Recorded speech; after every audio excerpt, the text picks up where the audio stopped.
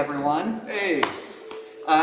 Welcome to another dadageek stream. I'm so glad that y'all joined us. I am Kyle Evans. I'm the managing director at dadageek, and this is Untitled Chapter. I help out dadageek with their projects in their community.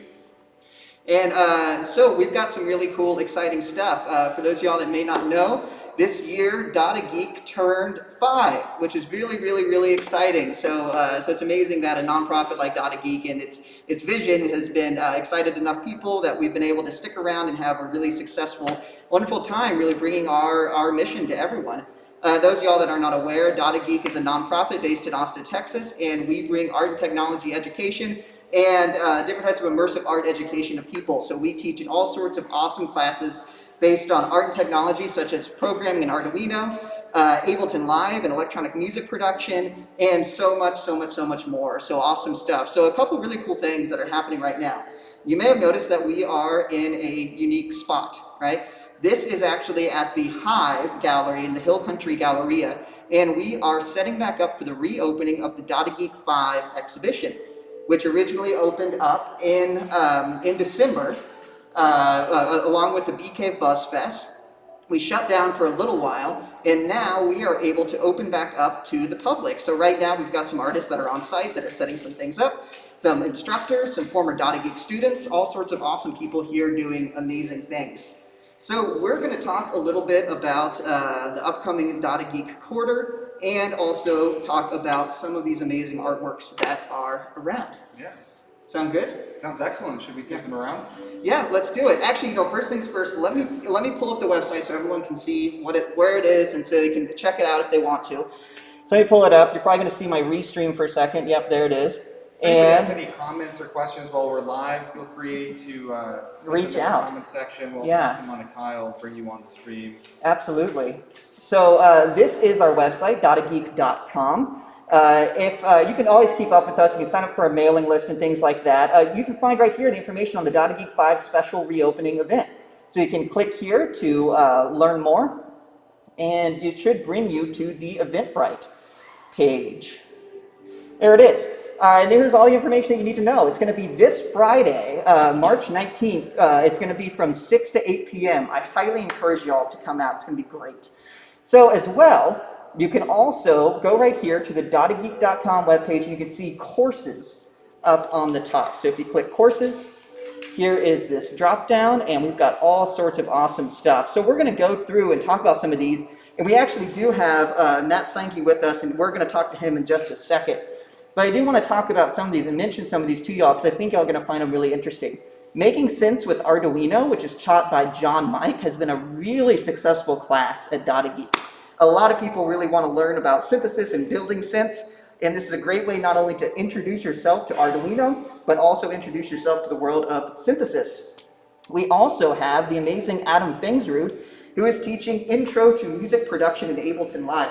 Maybe you can tell a little bit more about Ableton Live and all that kind of stuff. Yeah, so Ableton Live just launched Live 11 this past month. And Adam is going to give us a kind of a refresher course, intro course to people that are new to 11. A lot of people are coming to Live 11 from Logic and Pro Tools right now because of the great new features like creative comping and the great new audio effects that are available in Live 11. So first of all, Adam's a wizard. He's also an Ableton certified trainer. He's a great instructor. He's currently wrapping up generative music in Ableton Live course this quarter. And he decided to open up an intro to music production in Ableton for, for a lot of those people that are interested in making the leap to Ableton Live. And if you are interested in making the leap to Ableton 9, as a dadageek student, you get special access to Ableton student pricing. So, if you're curious about trying out Live 11 Suite or even getting a push, sometimes we have a really good partnership with Ableton. We have access to those kind of discounts. So. Yep. So yeah, it's pretty awesome. I think it's like a 40% discount on Ableton, signing up as a dadageek student, which is pretty great.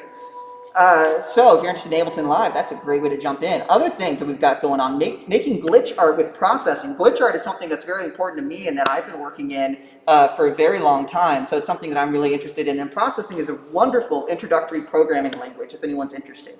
As well, right next to that is interactive audio and Max, which is my class. So maybe some of y'all, if you've played around with Ableton, you know Max for Live.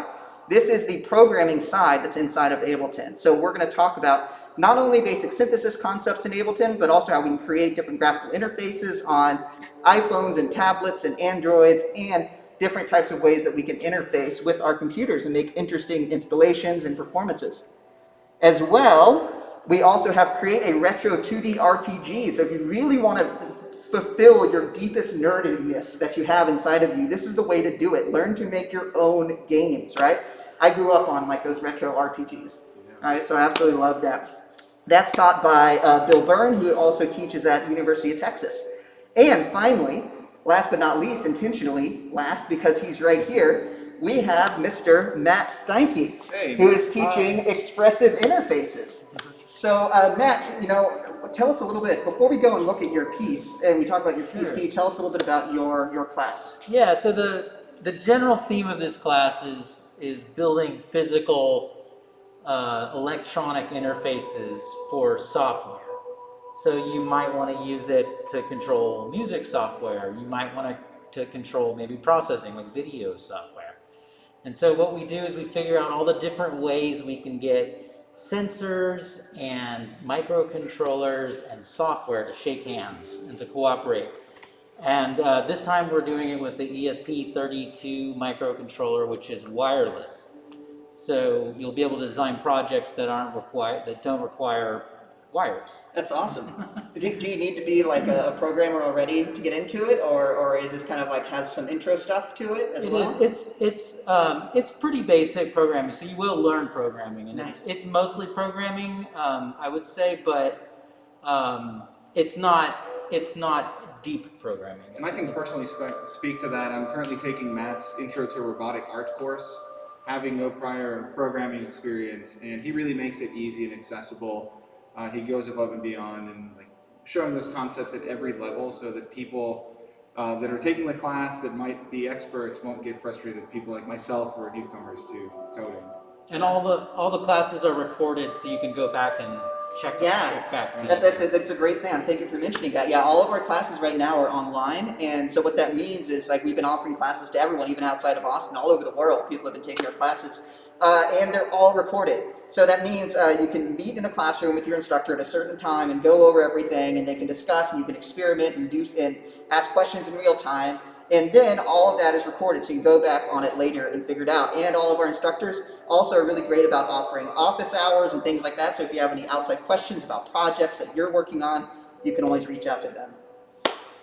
Cool. Well, Matt, can you check out your piece that you have installed? Sure. How do we do it? I'm going to show you. I'm going to switch this over. Alberto's going to grab the camera, and I'm going to switch the microphone over. There we go. All right. We are mobile. I think it's on. Let me just double check. Sure. All right. Yeah, it sounds like it's about to be.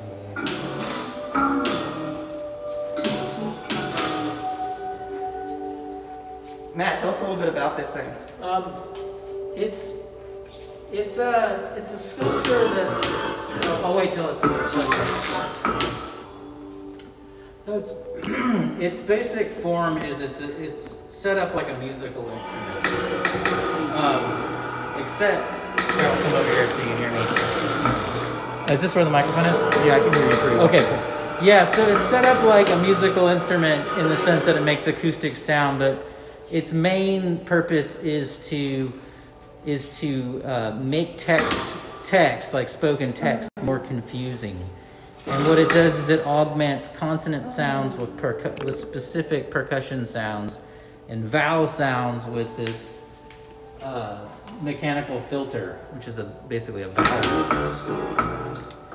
And so one of the speakers, you can hear the actual text, which is from Napoleon Hill's Think and Grow Rich, and it's from phonics recordings. And then the rest of the piece is the augmented sound, sort of the composition that's built around the text.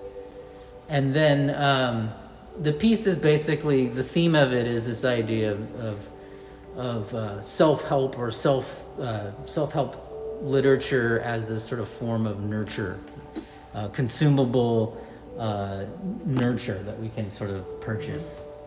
Yeah, it's wonderful. Yeah, it's what I find it so interesting is when we first originally opened up, there was, it's a fantastic piece for so many people to interact with and do some fun stuff. But I know it's a lot of kids who are really excited about it. Yeah, it has kid colors. Right. Yeah. And I think like the movement, the interaction, and all that kind of stuff.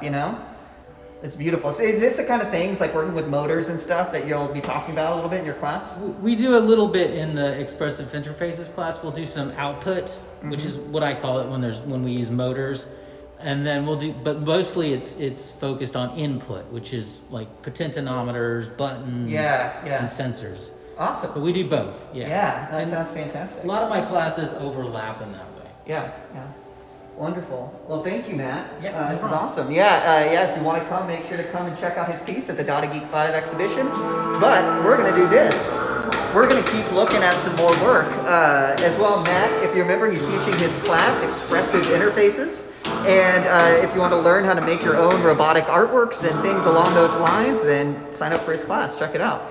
Let's go over here to Andrew, who we had we did a video recently. You might have seen Andrew in a video. Here is Andrew Martin. Andrew, can you tell us about your piece? Sure. I'm calling it Tonal Planes, working title.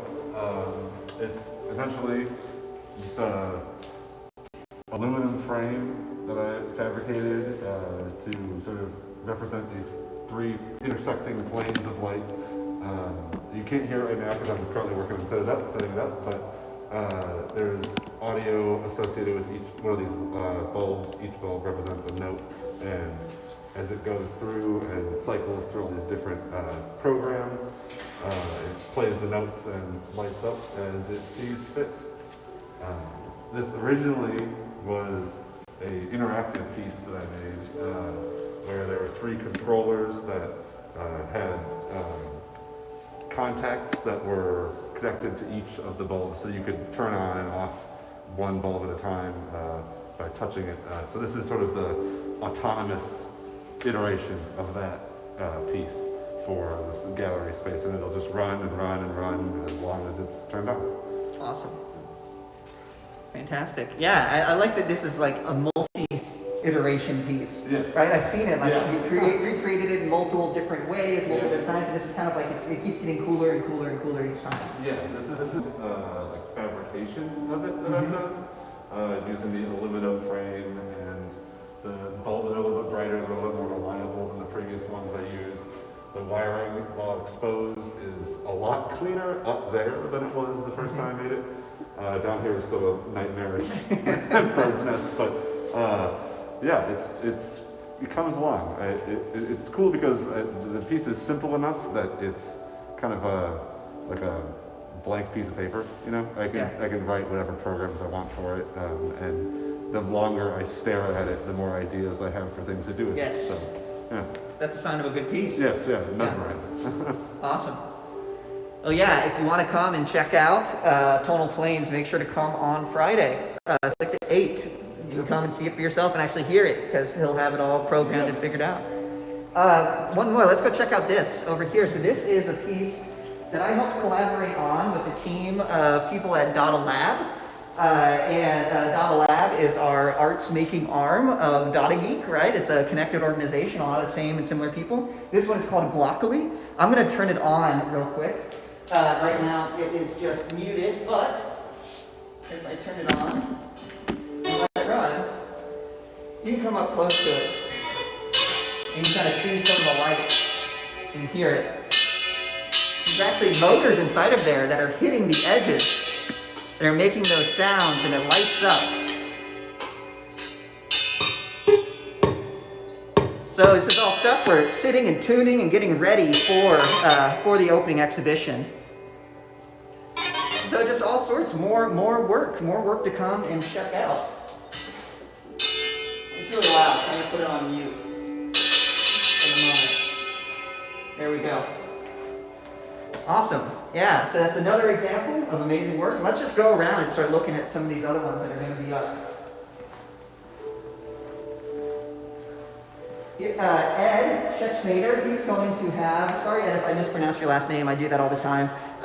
He's going to have video artwork right here that's absolutely gorgeous, and y'all will have to come and see it. Right? He actually created this like industrial frame and everything to put it up on. So beautiful piece, you'll have to come, check it out. And if we come over this direction, now you don't see it, but right here in the middle is going to be this massive, gigantic, inflatable blob that's made by Johnny Walker. And it's filled with light, and it's got air, it's moving and constantly changing, and it's very, very, very gorgeous and beautiful. Coming around through here, here's some amazing more work. So this is Reconnected by Nick Harbrough. He created this work a long time ago in one of my Arduino classes. So he actually went through and scraped data from, from Craigslist misconnections. And it displays all these like, sometimes kind of like poetically generative, beautiful statements, and sometimes they're terrifying and sometimes they're hilarious. It's all sorts of a mix of kind of amazing things like dramatic and funny mix of things. So it's a great piece to sit and just watch for a long time. All scraped from Craigslist misconnections. All right, and this is Caroline Walker. This is her Signs of Kindness piece. So you can actually download an app, and I wish I could show you, but that's my phone right now, so you have to come and do it yourself. You download this app, this QR code, and you face it at this sign, and it's an augmented reality piece, so it actually looks like the sign just comes to life, and it starts playing audio and doing all sorts of amazing things. So it's an incredible experience to check out. And finally, let's head over here and go say hi to Ryan. Ryan Paget, can you squeeze through here, Alberto? Let's see. Yeah. There we go. Okay. All right, Ryan Paget is here. Hello. Ryan, what have you created? Yeah, so this piece is called Waves of Harmony. It's an audio-visual instrument that you can play. So when you play it, you create music and visuals at the same time. The music is, all the music programming was built in Max, something that I learned taking Kyle's Max class. And I had worked with a musician, Sarah McSweeney, to record some vocals and piano, and we essentially had those playing backs as loops. Also, something I learned in Matt Steinke's expressive interfacing classes was learning how to use sensors to trigger things like on an Arduino. So How does this work? Yeah, so this interface here is consists of 7 ultrasonic sensors, and you simply just wave your hand or hold your hand over top, and it might be hard to see, but you can see these are actually LED lit from the underside, and each one has a voice associated with it. And each of these samples are all in the key of G, so you can play all of them together and they all sound harmonically consistent. When you activate these samples or these sounds, you're actually vibrating a small little vessel of water that is mounted onto a subwoofer. And that subwoofer, according to these sensors, has been tuned to very specific frequencies so that they create cymatic patterns. Those cymatic patterns are projected onto a screen here, and so you're literally creating live visuals with water. That's beautiful. I love how it almost just sits still right there. It's amazing.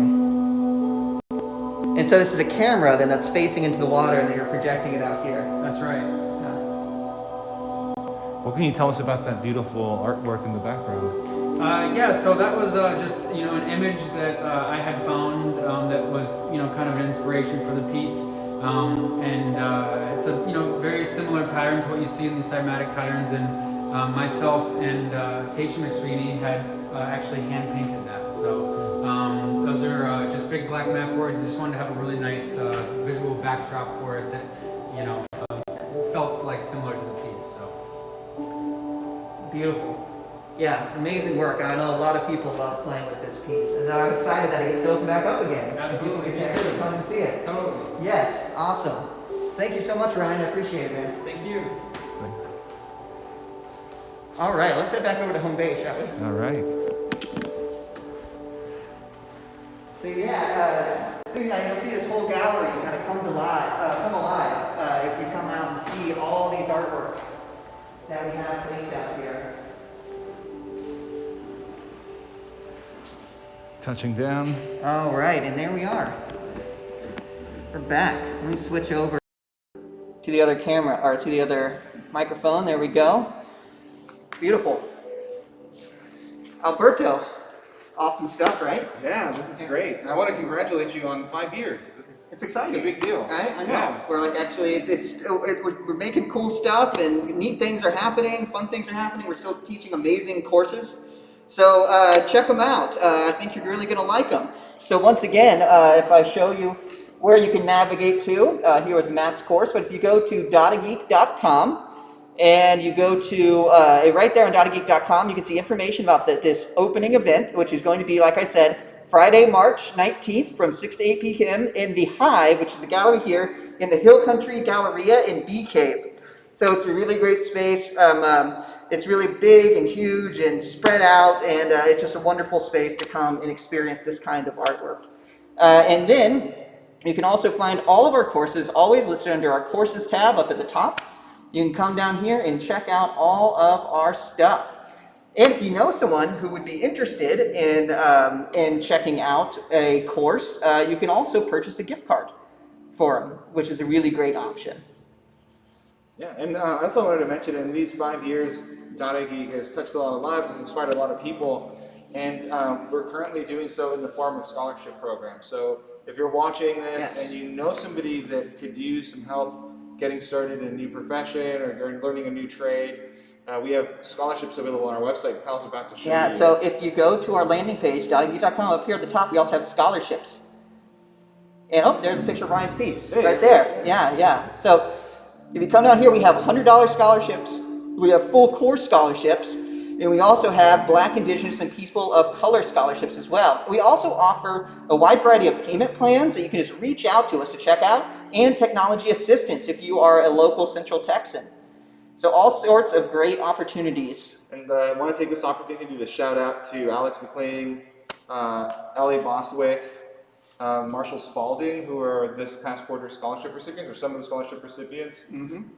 So yeah, if you are interested in applying, feel free to do so. If you know somebody that would benefit from applying for the scholarship, by all means share it. And if you want to make an impact, a positive impact on somebody's, either career pivot or their path as an artist, the dadageek scholarship is a great way to do that. Absolutely. All right, wonderful. Alberto, thank you so much for joining us so we could check out all of this stuff. Definitely come out. We invite everyone to come out to the Hive Friday. Yeah. It's going to be an amazing event. Check out our upcoming quarter. There's so many awesome things that you can find there. And always feel free to reach out to us with any questions. You can reach out to me, Kyle at dadageek.com, and you can reach out to Alberto at dadageek.com. So thank you everyone so much for tuning in for this brief and impromptu stream. Yeah, this is great. I hope I didn't make anybody dizzy with my camera work. Hopefully not. Yeah. All right. Thanks everyone.